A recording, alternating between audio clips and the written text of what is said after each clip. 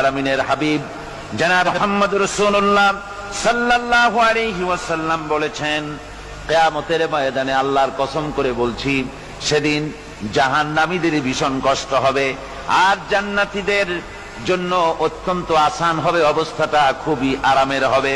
নবীজি বলেন, এক ফরজ নামাজ, এক ওয়াক্ত ফরজ নামাজ আদায় করতে যে সময়টুকুন লাগে, কিয়ামতের মাঠের এই সময় এত বড় বিরাট লম্বা সময় জান্নাতীদের জন্য এরকম হালকা হয়ে যাবে। সুবহানাল্লাহ। হযরত আবু সাঈদ খুদরী রাদিয়াল্লাহু তাআলা আনহু হাদিস খানা বর্ণনা করেছেন, এক ওয়াক্ত নামাজ, একটা ফরজ নামাজ পড়তে যতটুকুন সময় লাগে এতটুকুন সময়ের ভেতরে জান্নাতীদের কারবার শেষ হয়ে যাবে। সুবহানাল্লাহ বিহামদি। আর ওদের কারবার তো শেষই হবে না। وَيَوْمَ تَشَقَّقُ السَّمَاءُ بِالْغَمَامِ وَنُزِّلَ الْمَلَائِكَةُ تَنزِيلًا। ওরা ফেরেশতা দেখতে চায়। সেদিন আসমান সমূহ বিদীর্ণ হয়ে মেঘ পুঞ্জ বেরিয়ে আসবে, আত্মপ্রকাশ করবে। তার ভেতর থেকে ফেরেশতারা ক্রমাগত নাজিল হতে থাকবে। আর অবস্থাটাই হবে, আল মুলকু ইয়াউমাইযিনিল হাক্কু লির-রাহমান ওয়া কানা ইয়াওমান আলাল কাফিরিনা আসীরা। আর সেদিনে বাদশাহী হবে কেবলমাত্র রহমানেরই। ওয়া কানা ইয়াওমান আলাল কাফিরিনা আসীরা। আর সেই কিয়ামতের দিন, সেই সময়টা হবে কাফেরদের জন্য বড়ই কঠিন। এখানে কিয়ামতের কিছু কথা বলা হচ্ছে, কিছু আভাস দেওয়া হচ্ছে যে আসমান সমূহ বিদীর্ণ হয়ে মেঘ পিণ্ড বেরিয়ে আসবে এবং তার থেকে ক্রমাগত ফেরেশতারা নাজিল হতে থাকবে। আল্লাহর হাবিব বলেছেন, কেউ যদি কিয়ামতের দৃশ্য দেখতে চায় সেজন্য সূরা ইযা শামসু কুবিরাত ওয়া ইযা সামাউ ফাতারাত, ইযা সামাউ শাক্কাত, এই সূরাগুলি যেন পড়ে, তাহলে কিয়ামতের দৃশ্য তার চোখের সামনে প্রতিভাত হবে। কিয়ামতের দৃশ্যটা আসলে কেমন হবে সেই সূরাগুলি তেলাওয়াত করলে সে বুঝতে পারবে। যেমন আল্লাহ পাক বলছেন, إذا السماء انفطرت وإذا الكواكب انتثرت وإذا البحار فجرت وإذا القبور بعثرت।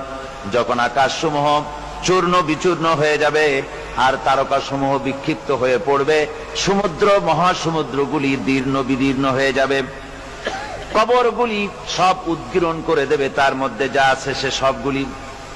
আবার আল্লাহ পাক বলেন, ইযাশ শামসু কুবিরাত ওয়া ইযান নুজুমু কাদারাত ওয়া ইযাল জিবালু সুয়্যিরাত। সূর্য যখন ঢেকে যাবে, তারকাগুলি যখন বিপর্যস্ত হয়ে যাবে আর পাহাড়গুলি যখন চালিয়ে দেওয়া হবে, এই দৃশ্য তোমরা দেখতে পাবে। فإذا النجوم طمست وإذا السماء فرجت وإذا الجبال نسفت। সেদিন অবস্থা এমন হবে, সমস্ত তারকাগুলি স্তিমিত হয়ে যাবে আর আকাশসমূহ দীর্ণ বিদীর্ণ হয়ে যাবে। আর দেখতে পাবে পাহাড়গুলি, সমস্ত পাহাড়গুলিকে উড়িয়ে দেওয়া হবে। আবার অবস্থা আরো কি হবে, فإذا برق البصر وخسف القمر وجمع الشمس والقمر। যখন চক্ষু বিস্ফারিত হয়ে যাবে মানুষের, চাঁদ আর সূর্য নিষ্প্রভ হয়ে যাবে, সব একাকার হয়ে যাবে, চন্দ্র এবং সূর্য তার অস্তিত্বকে হারিয়ে ফেলবে। শুধু তাই নয়, وحملت الأرض والجبال فدكتا دكة واحدة। জমিন ও পাহাড়গুলির মধ্যে সংঘর্ষ লাগিয়ে দেওয়া হবে আর তা এক ধাক্কায় জমিন এবং সমস্ত পাহাড়গুলি চূর্ণ বিচূর্ণ হয়ে যাবে। সুবহানাল্লাহ বিহামদিহি। আল্লাহ রাব্বুল আলামিন বলছেন, এইভাবে করে কিয়ামতের দৃশ্য, বিভীষিকাময় দৃশ্য তোমরা দেখতে পাবে। আর সেদিনের রাজত্বটা কার হবে? আল মুলকু ইয়াউমাইযিনিল হাক্কু লিররহমান। সেদিনের রাজত্ব হবে কেবলমাত্র রহমানের। অর্থাৎ যেসব কৃত্রিম বাদশাহী দেখে তোমাদের চোখে ধাঁধা লেগে গিয়েছে, তোমাদেরকে দুনিয়ার বাদশাহী দেখে তোমরা ধোঁকায় পড়ে গিয়েছো, এসব বাদশাহী কিছুই টিকবে না সেদিন। সেদিন শুধু বাদশাহী থাকবে একমাত্র আল্লাহ পাকের। কার থাকবে বাদশাহী? জোরে বলেন কার? আল্লাহ রাব্বুল আলামিন যখন কিছুই থাকবে না ঘোষণা করবেন লিমানিল মুলকুল ইয়াউম লিল্লাহিল ওয়াহিদুল কাহ্হার। আজকে কার রাজত্ব? চারিদিক থেকে আওয়াজ আসতে থাকবে পরাক্রমশালী আল্লাহ রাব্বুল আলামিনের রাজত্ব। আর কারণ নয়, হাদিস শরীফে এসেছে, বুখারী মুসলিম শরীফের হাদিসে এসেছে, আল্লাহর নবী বলেন আল্লাহ রাব্বুল আলামিন তখন তার এক হাতে আকাশ মণ্ডলীকে ধারণ করবেন, আর এক হাতে জমিনকে ধারণ করবেন। আকাশ মণ্ডলী এক হাতে, জমিন এক হাতে। এভাবে আল্লাহ রাব্বুল আলামিন বলবেন আইনাল জাব্বারুন আইনাল মুতাকাব্বিরুন। কোথায় সেই স্বৈরাচারীরা? কোথায় সেই দুর্বিনীত অহংকারী স্বৈরাচার যারা আমার জমিনের উপরে, আমার মানুষের উপরে রাজত্ব চালিয়েছে? তারা আজকে কোথায়? কোথায় সেই অহংকারীরা? আল্লাহ পাক সেদিন যে বলবেন, সেদিন তো বলবেন, কিন্তু দুনিয়ার মাঝেও স্বৈরাচার যারা, অহংকারী যারা, তাদের শাস্তি পৃথিবীর বুকেও দেন। আর সেদিন তো দিবেনি।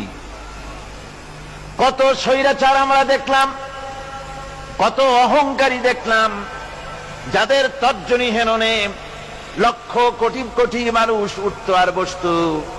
তাদের জিল্লাতির সঙ্গে আল্লাহ রাব্বুল আলামিন কতজনকে বিদায় করে দিলেন। ফুলের মালা নিয়ে কুলাতে পারে নাই, পা থেকে শুরু করে গলা পর্যন্ত ফুলের মালা দিয়া ডুবাই দিল ভক্তরা। আবার আল্লাহ রাব্বুল আলামিন এমন শাস্তি দিলেন, ফুলের মালার পরিবর্তে জুতার মালা নিয়ে জেলের মধ্যে ঢুকাইয়া দিলেন। ঠিক কিনা গণ? অহংকারী আর স্বৈরাচার যারা হয়, আল্লাহ পাক এভাবে তাদের দৃষ্টান্ত দেখিয়ে দেন। আমরা কত দেখলাম, 9 বছরের রাজা, 10 বছরের সাজা। পৃথিবীর বুকে যারা অহংকার করে, যারা স্বৈরাচার হয়, আল্লাহর আইনকে যারা বৃদ্ধঙ্গুষ্টি প্রদর্শন করে, আল্লাহ পাক তাদের জমিনেও দেখান। এখানে চূড়ান্ত ফয়সালা আল্লাহ করেন না, আসল ফয়সালার জায়গা তো আছেই, তবে এখানে নমুনা দেখায় দেন। কিন্তু মুশকিল হচ্ছে, ইতিহাসের সবচাইতে বড় শিক্ষা হলো, ইতিহাস থেকে মানুষেরা শিক্ষা গ্রহণ করে না। একজনে যে কাম করে বিপদে পড়ে, আর একজন এসে আবার সেই পথেই অগ্রসর হয়, নিশ্চিত মৃত্যুর পথে। আমার বন্ধুগণ, আল্লাহ পাক বলছেন সেই দিন আমার রাজত্ব হবে, আর কারো রাজত্ব হবে না। ওয়াকানা ইয়াওমান আলাল কাফিরিন আসীরা। আর ওই দিনটা, ওই কিয়ামতের দিন হবে কাফেরদের জন্য সবচাইতে কঠিন। সবচাইতে কঠিন হবে কাদের জন্য? কাফেরদের জন্য। কাফের কারা? কাফের হচ্ছে তারা যারা নাকি আল্লাহর আইনকে অস্বীকার করেছে, আল্লাহকে অস্বীকার করেছে, আল্লাহর আইনকে অস্বীকার করেছে। ওরা কি? কাফের। কুফর শব্দের অর্থ হচ্ছে গোপন করা। এই জন্য অন্ধকার রাতকে আরবিতে কাফের বলা হয়েছে, অর্থাৎ যা সব জিনিসকে অন্ধকার দিয়ে ঢেকে দেয়। তো কুফর হচ্ছে সেই জিনিস যা মহাসত্যকে ঢেকে দেয়, সত্যকে, মহাসত্যকে ঢেকে দেয় যেই জিনিস, সেটাকে কুফর বলা হয়। আর এই কাফের অন্ধকারে ঘুরে মরে, সে কোন আলোর খোঁজ পায় না। আল্লাহ রাব্বুল আলামিন বলেন, কাফেরদের কথা এখন শোনাচ্ছেন আল্লাহ পাক, ওয়াল্লাযীনা কাফারু আউলিয়াউহুমুত তাগুতু ইউখরিজুনাহুম মিনান নূরি ইলাজ যুলুমাত। যারা কাফের, যারা কুফরি অবলম্বন করেছে, তাদের সাহায্যকারী আর পৃষ্ঠপোষক হচ্ছে তাগুত। তাগুত বলা হয় সেই শক্তিকে যে শক্তি শুধু নিজেই আল্লাহর আইন অমান্য করে বসে থাকে না, বরং অন্যদেরকেও আল্লাহর আইন অমান্য করতে বাধ্য করে। ওদেরকে আরবিতে কি বলা হয়? তাগুত বলা হয়। আর এই তাগুতি শক্তি, এই তাগুত হয় তার সাহায্যকারী, যা তাকে আলো থেকে টেনে অন্ধকারের ভেতরে নিয়ে যায়। আর কাফের হচ্ছে আল্লাহ পাকের ভাষায়, অর্থাৎ কোরআনের ভাষায় কাফের হচ্ছে সবচাইতে নিকৃষ্ট প্রাণী, সবচাইতে নিকৃষ্ট জীব। মহাসত্যকে যারা অস্বীকার করেছে, যারা আল্লাহকে মানে না, যারা আল্লাহর কোরআনকে মানে না, যারা ইসলামকে স্বীকার করে না, তারা সবচাইতে নিকৃষ্ট প্রাণী। আল্লাহ রাব্বুল আলামিন বলেন, ইন্না শাররাদ দাওয়াবি ইনদাল্লাহিল্লাযীনা কাফারু ফাহুম লা ইউমিনুন। নিশ্চয়ই আল্লাহর জমিনে সব বিচরণশীল জীব যত আছে, আল্লাহ বলছেন আমার জমিনে বিচরণশীল জীব যত আছে তার মধ্যে সবচাইতে নিকৃষ্ট প্রাণী হলো যারা ঈমান আনে নাই, যারা বিশ্বাস করে না আমি আল্লাহকে, যারা পরকালকে বিশ্বাস করে নাই, যারা কোরআনকে বিশ্বাস করে নাই, যারা ইসলামকে বিশ্বাস করে নাই, পৃথিবীর মধ্যে তারা সবচাইতে নিকৃষ্টতম প্রাণী। আল্লাহ বলেন শুধু নিকৃষ্ট জনক নিকৃষ্ট প্রাণী বললেই সারে না, এরা হলো চতুষ্পদ জানোয়ারের মতো। কে বলতেছেন? আমি বলছি না, কিন্তু আল্লাহ পাক বলতেছেন চতুষ্পদ জানোয়ারের মতো কাফেরেরা। وَمَثَلُ الَّذِينَ كَفَرُوا كَمَثَلِ الَّذِي يَنْعِقُ بِمَا لَا يَسْمَعُ إِلَّا دُعَاءً وَنِدَاءً। এই কাফেরদের দৃষ্টান্ত হচ্ছে সেই রাখালের মতো, যে রাখাল তার পশুদেরকে ডাকে, আর ওই পশুরা একটা ডাক শোনে মাত্র, কিন্তু কি যে বলে তা তো পশুতে বোঝে না। ভালো বুঝতে পেরেছে? সুম্মুন বুকুমুন উমিয়ুন ফাহুম লা ইয়াকিলুন। এরা বোবা, এরা বধির, এরা অন্ধ, এ কারণেই কোনো কথা বোঝে না। এরা চতুষ্পদ জানোয়ারের চাইতেও নিকৃষ্ট। যাদেরকে আমি আল্লাহ বলেন, যাদেরকে আমি চোখ দিলাম, চোখ থাকতে হক দেখলো না, সব দেখলো। হক দেখে নাই চোখ দিয়া, এই চোখ দিয়া সব দেখলো। নারীর সৌন্দর্য উপভোগ করলো, আর নারীর অঙ্গ প্রত্যঙ্গ নিয়ে নানা ধরনের গল্প লিখলো, কবিতা লিখলো, কিন্তু এই সৌন্দর্য যিনি দিলেন তারেও চিনল না। আছে না কত কবি আমাদের দেশে? আমার দেশের সেই কবি জাতীয় পুরস্কার পায় যে কবি নারীর বিশেষ বিশেষ অঙ্গ নিয়ে বেশি করে নির্লজ্জ কবিতা লিখতে পারে, ওই হলো সবচেয়ে বড় কবি। আমার বন্ধুগণ, একজন বুজুর্গ ব্যক্তি তিনি পথ দিয়ে যাচ্ছিলেন, তো সে পথে এক সুন্দরী যুবতী মেয়েকে দেখে সেই যুবতী মেয়ের দিকে এই বুজুর্গ ব্যক্তি এক নজরে তাকায় আছে। তখন এই ঘটনাটাকে কবি এভাবে লিখতেছেন সাজায়, একদা সুখদায়ক প্রমোদা বদন দর্শন করিব ঝরিল নয়ন, হেসে কহে সে রূপসী সবিস্ময় মন, কহ দেখি মহাশয় কহ কি কারণ, বিষয় বিরাগী তুমি ভুবনে প্রচার, কি হেতু জন্মিল তব মানস বিকার, সামান্য ললনারূপ করি দর্শন, উচিত না হয় তব অশ্রু বরিশন। বুজুর্গ ব্যক্তি ওই মহিলার দিকে তাকিয়ে তাকিয়ে কাঁদতেছেন। সুন্দরী মহিলা বলেন, আল্লাহর বুজুর্গ বান্দা, আপনি এলাকার ভিতরে বুজুর্গ এবং পীর হিসাবে, বুজুর্গ ব্যক্তি হিসাবে আপনি বিখ্যাত। আজকে আমাকে এখানে দেখে আপনি আমার দিকে তাকায় আমার রূপ উপভোগ করতেছেন আর কাঁদতেছেন। আপনার মতো সংসার বিরাগী মানুষ আমার মতো একটা সুন্দরী মেয়েকে দেখে এভাবে কাঁদা ঠিক না।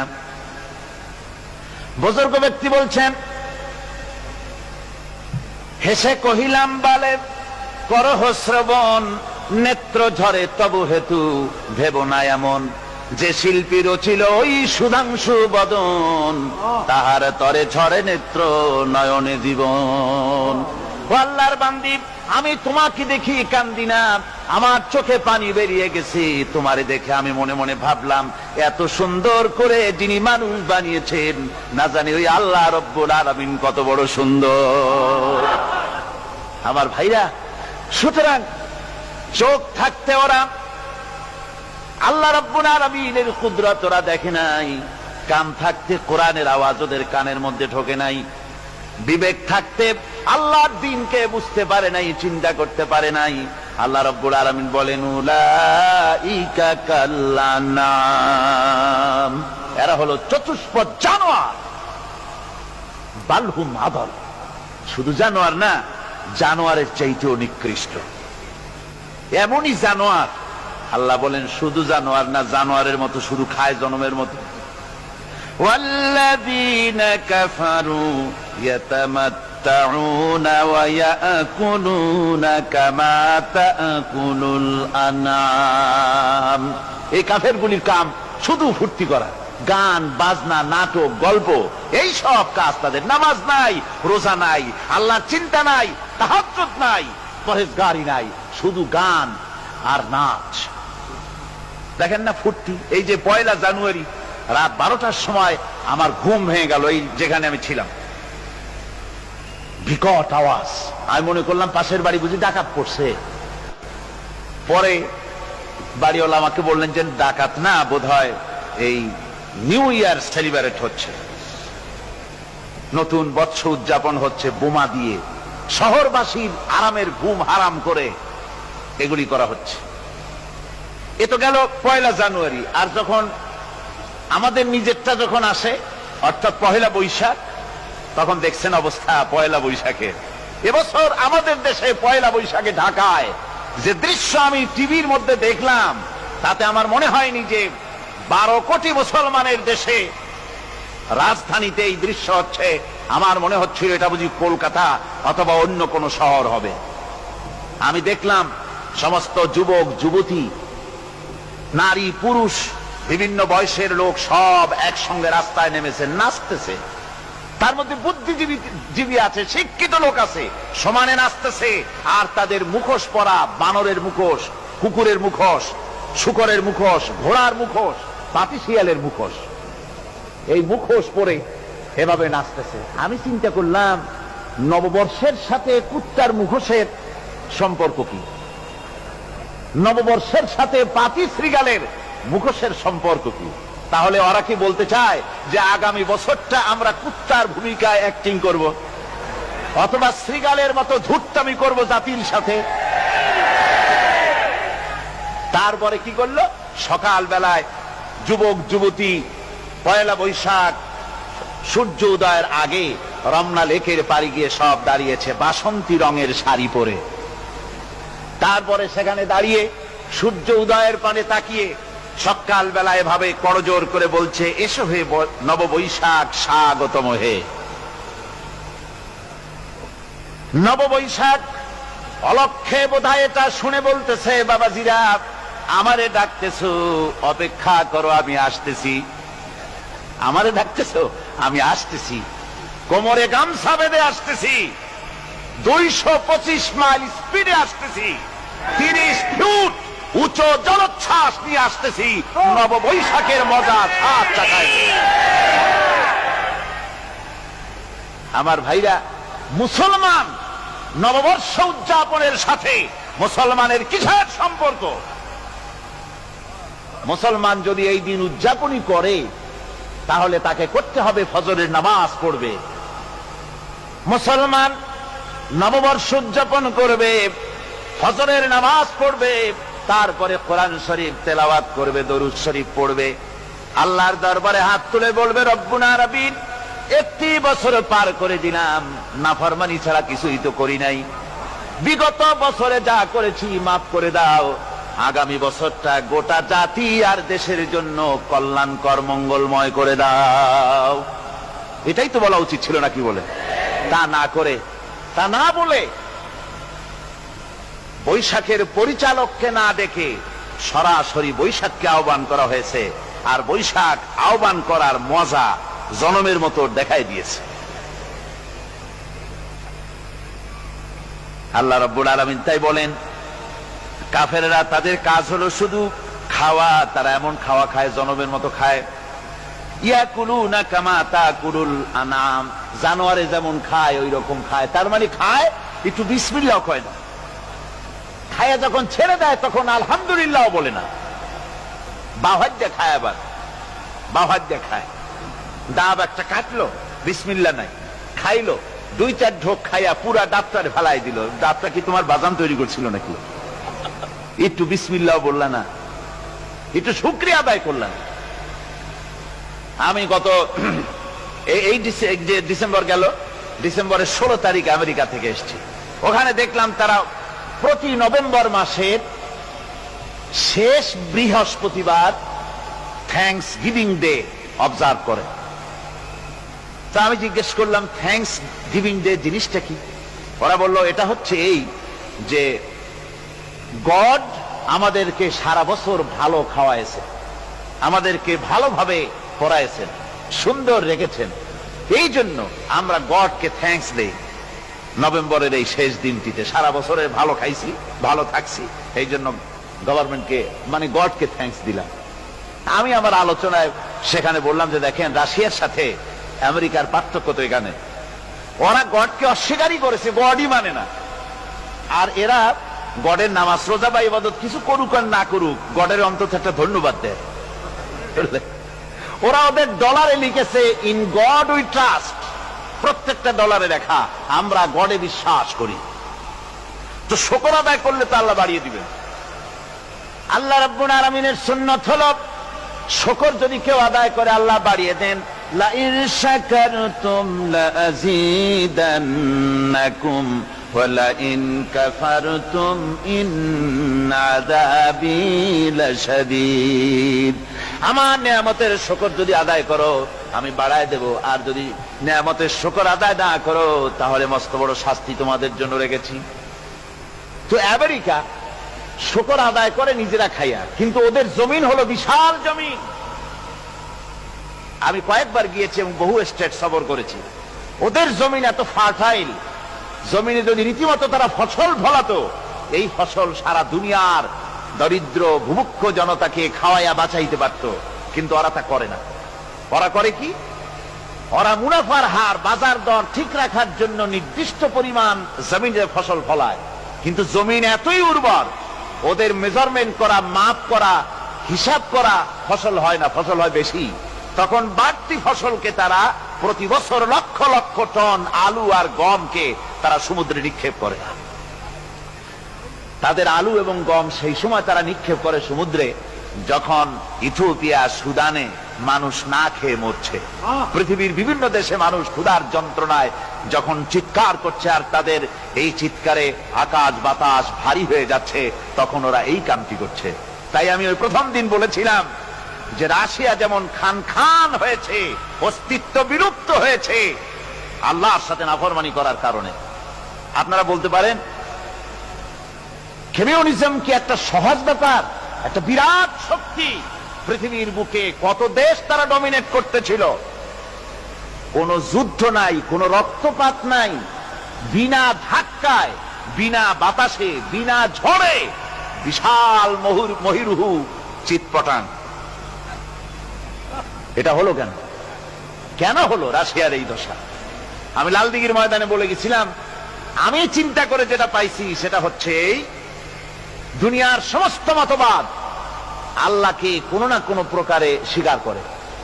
তার কথা মানুক আর না মানুক, আছে একটা কিছু, এতটুকুন বলে যে আল্লাহ আছেন বা গড আছে বা একটা কিছু আছে। কমিউনিজম, সমাজতন্ত্র হলো পৃথিবীর একমাত্র নিকৃষ্ট মতবাদ, যে মতবাদ সরাসরি আল্লাহকে অস্বীকার করেছে, বলেছে আল্লাহ নাই, দেয়ার ইজ নো গড। তারা ধর্মকে আফিম বলেছে। আল্লাহ পাক তাই কোন যুদ্ধ ছাড়া, কোন মারামারি ছাড়া, কোন রক্তপাত ছাড়া এই বিশাল শক্তিকে ফুৎকারে উড়িয়ে দিলেন, তুলার মতো হয়ে। গোটা রাশিয়া তুলার মতো হয়ে, পেঁজা তুলা, ধোনা তুলার মতো হয়ে সব উড়ে চলে গিয়েছে, অস্তিত্ব বিলুপ্ত হয়ে গিয়েছে। কিন্তু আমাদের দেশের খুচরা কমিউনিস্টরা এখনো স্বপ্ন দেখে ওই যে কালকে বলেছি, তারা বলে কলমের খোসা এটা এখনো নষ্ট করা যাবে না, এটা এখনো চালু করা হবে, এখনো চীনে আছে, এখনো কিউবায় আছে।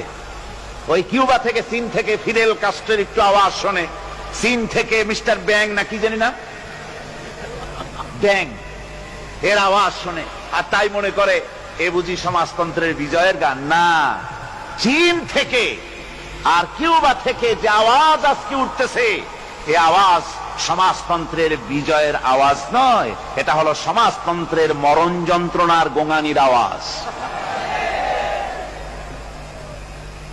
কাজী এরা দুনিয়ার বুকে শুধু আনন্দ এবং ফুর্তি করে, আল্লাহর হককে, আল্লাহকে চিনতে তারা ব্যর্থ হয়েছে। আল্লাহ রাব্বুল আলামিন বলেন, অবিশ্বাসীদের কৃতকর্ম, তাদের কাজগুলি, তাদের কর্মফল সব নিষ্ফল হয়ে যাবে। ওয়াল্লাযীনা কাফারু আ'মালুহুম কাসারাবিন বিকিআতিন ইয়াহসাবুহুল যামআনু মা। আল্লাহ পাক বলেন, কাফের যারা, অবিশ্বাসী যারা, যারা আমাকে অস্বীকার করেছে, অবিশ্বাস করেছে, তাদের আমলগুলি হলো মরুভূমির মধ্যে মরীচিকার মতো। মরুভূমির মরীচিকা, মানুষ যখন মরুভূমির ভিতর দিয়ে যায়, পানির পিপাসা লাগে, দূরে দেখে পানি চিকচিক করতেছে, আর ওই মরীচিকা যেটাকে সে পানি মনে করেছিল, হাত্তা ইযা জাআহু লাম ইয়াজিদহু শাইআ, যেটাকে সে পানি মনে করে ছুটতেছিল, যখন কাছে গেল, আল্লাহ পাক বলেন কিছুই সেখানে পায় না, শুধু মরীচিকা, বালু আর বালু। এরকম করে যারা আমার দিনকে অস্বীকার করেছে, আমাকে অস্বীকার করেছে, তারা যত ভালো কাজ করুক আর যাই করুক না কেন, তাদের কৃত কর্মগুলি এভাবে সব নিষ্ফল। এ হলো এক কথা। 2 নম্বরের কথা হলো, ওরা মনে করেছিল সমাজতন্ত্র শান্তি দেবে, কমিউনিজম শান্তি দেবে, সোশ্যালিজম শান্তি দেবে, ক্যাপিটালিজম শান্তি দেবে। এই শান্তির চিন্তা করে অগণিত মানুষকে হত্যা করে সমাজতন্ত্রের রাজত্ব যখন কায়েম করলো, 70 বছর চলে গেল, তারপরে তারা দেখলো হাত্তা ইযা জাআহু লাম ইয়াজিদহু শাইআ, কিচ্ছুই পেল না। তারা ক্ষুধার যন্ত্রণায় মরলো, কাপড় নাই, খাবার নাই। তারা ওই রাশিয়া থেকে, চেকোস্লোভাকিয়া থেকে, যুগোস্লাভিয়া দিয়া, রোমানিয়া থেকে, হাঙ্গেরি এবং পোল্যান্ড আর মঙ্গোলিয়া থেকে, সেখানে সমাজতন্ত্র তাড়াতে আমরা যাই নাই। আমরা সেখানে সমাজতন্ত্রের বিরুদ্ধে তাফসীর করি নাই, ব্যাখ্যা করি নাই, বক্তব্য রাখি নাই। ওই সব দেশ থেকে সমাজতন্ত্র তাড়াইছে কে? কারা তাড়িয়েছে? না না, ওরা নিজেরাই, সেই দেশের জনগণই এটাকে উৎখাত করেছে তাদের জমিন থেকে। আল্লাহ পাক বলছেন, যারা আমার দিনকে, আমার বিধানকে যারা অস্বীকার করবে, তারা এই অস্বীকারী অবস্থায় যদি মৌত হয়, আমার সমাজতন্ত্রী কোনো ভাই যদি এ মাহফিলে থাকেন, কমিউনিস্ট কোনো ভাই যদি এ মাহফিলে থাকেন, তাহলে শুনুন আল্লাহ কি বলতেছেন। আল্লাহর দিনকে, আল্লাহর কোরআন, পূর্ণাঙ্গ জীবন বিধান, অর্থনীতি আছে, সমাজনীতি আছে, রাজনীতি আছে, কথা যারা বিশ্বাস করে না, কোরআনকে শুধুমাত্র নামাজ, রোজা, হজ, যাকাত আর বেহেশত দোজখ যারা মনে করে, জীবন ব্যবস্থা মনে করে না, এই অবস্থায় যদি মারা যায়, আল্লাহ রাব্বুল আলামিন বলেন, ইন্নাল্লাযীনা কাফারু ওয়া মাতু ওয়া হুম কুফফারুন উলাইকা আলাইহিম লানাতুল্লাহি ওয়াল মালাইকাতি ওয়ান নাসি আজমাইন। আল্লাহ রাব্বুল আলামিন বলেন, আমাকে অস্বীকার করার অবস্থায়, আমার দিনকে, বিধানকে অস্বীকার করার অবস্থায় যদি মৌত হয়ে যায়, তাহলে আল্লাহ, ফেরেশতা এবং তামাম পৃথিবীবাসীর অভিসম্পদ তার উপরে হতে থাকে, লানত হতে থাকে। খালিদিনা ফিহা লা ইউখাফফাফু আনহুমুল আযাবু ওয়া লা হুম ইউনজারুন। এই অভিসম্পদ অবস্থায় তারা সব সময় লিপ্ত থাকবে, না তাদের আযাবকে কমায় দেওয়া হবে, আর না তাদের কোন রকম অবকাশ দেওয়া হবে। এখন আরো মজবুত কথা আসতেছে, ওয়ায়াউমা ইয়াউদ্দু الظالم على يديه يقول يا ليتني اتخذت مع الرسول سبيلا। সেদিন জালেমেরা নিজেদের হাত কামড়াতে থাকবে। কোন দিন? বোঝেন না কথা? কোন দিন? কিয়ামতের দিন। কিয়ামতের দিন জালেমেরা নিজেদের হাত কামড়াতে থাকবে আর বলবে ইয়া লাই